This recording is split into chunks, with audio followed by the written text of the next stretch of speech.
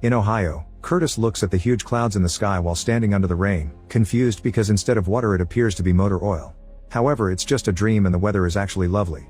Afterward, Curtis has breakfast with his wife Samantha and his deaf daughter Hannah before going to work. Curtis works for a construction company while Samantha is a housewife that takes care of Hannah, but she also sews things to sell at the local fair on Saturdays. That afternoon, Samantha is hanging out with some friends at home, who brought their kids for a playdate. One of them notices Hannah has grabbed a dangerous piece of wood with nails, so Samantha has to rush outside to stop her since yelling warnings obviously doesn't work. Moments later, it starts to rain heavily, so the construction workers have to stop for the day and the employees catch a drink together at the bar. At home, Samantha teaches Anna the sign for storm while watching the rain through the window. After the bar, Curtis drops his co-worker and dear friend Duarte at home. They chat for a while and Duarte says that Curtis is having a wonderful life. However, Curtis admits things aren't always as pretty as they seem. Their conversation is cut short when Duarte's wife comes out, silently demanding him to go inside. Afterward, Curtis goes home and checks on Hannah while Samantha shares that the girl still has trouble connecting with other children. The next day, Curtis is cleaning up the trash so Hannah won't grab other dangerous things. At that moment, a heavy storm appears in the sky and suddenly a lightning bolt hits the ground, causing Curtis' dog Red to start barking like mad. As Curtis moves to hold Hannah's hand, the dog breaks free from its chain and attacks Curtis, viciously biting his arm. However, Curtis wakes up in his room because it was another nightmare. During breakfast, Curtis can't stop thinking about how real the dream felt. He sees Hannah is playing with Red and worries, so he takes her away from the dog. When Samantha asks what's wrong, Curtis snaps and leaves without even touching his breakfast. Later at work, Curtis continues to be distracted and won't stop staring at his arm during a meeting, thinking he can still feel the pain. The boss Jim is angry over the delay caused by the rain and wants them to catch up today. On his way to the site, Curtis asks Duarte to help him grab some extra supplies first. Later, Curtis takes a break and sees a swarm of blackbirds in the sky flying in weird patterns. He asks Duarte if he thinks it's strange, but Duarte didn't see anything. Because of the extra hours used to catch up with the delayed work, Curtis is late for the parent-teacher conference at Hannah's school. He's also covered in mud because he couldn't shower. They're taught more about essential sign language for their children, which Curtis needs to practice more. Since he doesn't spend as much time with Hannah as Samantha, he doesn't know enough words yet. Sometime later, it's raining again and Curtis rushes to get in the car with his daughter. The rain makes it hard to see and it makes them crash. Curtis' head is bleeding but Hannah is okay. At that moment, men appear outside the car and start breaking the windows, with one guy holding down Curtis while the other kidnaps the girl. Suddenly Curtis wakes up screaming, realizing it was another dream. Afterward, he goes downstairs looking rather sick. Samantha notices and worries, but Curtis promises it's just a cold and tells her to leave for the fair with Hannah. While Samantha sells her goods and argues with clients over prices, Curtis takes out the extra supplies he got at work and builds a fence around the doghouse before locking Red in it, apologizing to the poor guy. Now he should work on cleaning the trash, but he's distracted by a door that leads to a storm shelter. Curtis searches for the key in an old jar and manages to open it, then he goes down there to consider a new idea. Later in the evening, Samantha puts the money she made in the fair with their vacation savings. She asks Curtis why Red is kept outside now, but Curtis just offers a vague answer. Samantha tries again, yet Curtis ignores her to listen to the news, where they're talking about a gas leak that affected a small family. This feeds Curtis' paranoia. The next day, Curtis finds Hannah looking at the storm through the window. When he comes closer, he's startled to see a man standing outside looking at them. Curtis immediately takes Hannah in his arms and runs to hide as the man starts trying to open the door. Suddenly the whole building begins shaking and every object in the living room levitates as Curtis has trouble breathing. Then everything falls and Curtis gasps as he wakes up from another nightmare. To his shock, he's wetted the bed. When Samantha walks in, he covers his accident with the blankets. Curtis asks for the doctor's number and Samantha tries to check on him out of worry, however Curtis snaps at her to keep her from seeing the wet sheets. He immediately apologizes for his outburst, blaming it on feeling unwell, but he still tells her to go to church because he can take care of Hannah. After Samantha is gone, Curtis changes the sheets and washes off the evidence. Later, Curtis takes Hannah to the library and distracts her with a book for kids while he searches for information about mental illness. On their way back, they stop at a grocery store to buy lots of canned foods. This causes them to be late for lunch with Hannah's family, who judge him for missing church. In the afternoon, Curtis starts cleaning the storm shelter and stores all the canned food he brought in case of an emergency. Then he stays there reading the library books. Sometime later, Curtis finally gets to see a doctor and explains he's been trouble sleeping for 4 days. At first the doctor thinks it isn't a big deal, so Curtis also tells him about the nightmares, admitting he wetted the bed and that he kept feeling the pain from the dog bite. The doctor agrees to give him medicine for a few days and tells him to consult a psychiatrist in Columbus. In the meantime, Samantha visits the insurance agency to ask about the operation to restore Hannah's hearing. Thankfully her request is approved and all the expenses will be covered because Curtis has job offers a very good policy. At the same time Curtis goes to the pharmacy to get his medicine and is surprised to learn he doesn't have to pay much thanks to his insurance. That night, the family has a wonderful dinner together as they celebrate the good news, but Curtis doesn't tell them about his medicine. While getting ready for bed, Samantha already starts making plans for a vacation since they won't have to worry about money anymore. Curtis secretly takes the medicine in the bathroom. The next morning, Curtis wakes up feeling well rested and Samantha notices he looks healthier too. However, at work, Curtis still chats with Duarte about the right amount of food for a shelter.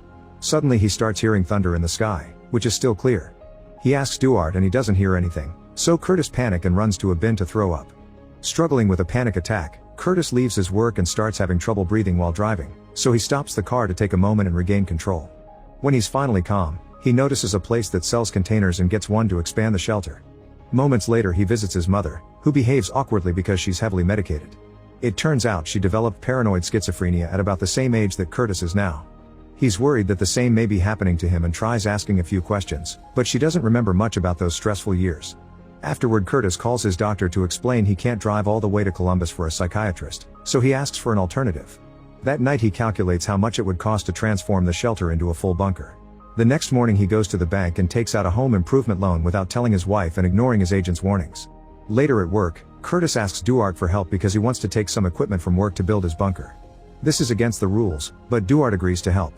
A worried Duarte also asks him if he's fine, and Curtis assures him he is. After work, Curtis goes to see a local counselor and drops all his theories based on the research he did. The woman explains she's just a counselor so she can't diagnose him or prescribe anything, but they can talk so she can guide him through his crisis. He starts talking about his mother, who one day left the family and his dad had to raise him and his brother. She was later found eating trash out of a dumpster and they had to put her in a state hospital. He also starts opening up about his dreams. In the evening, the family goes to another school meeting. On their way back, Curtis stops the car because he's seeing tons of lightning in the sky.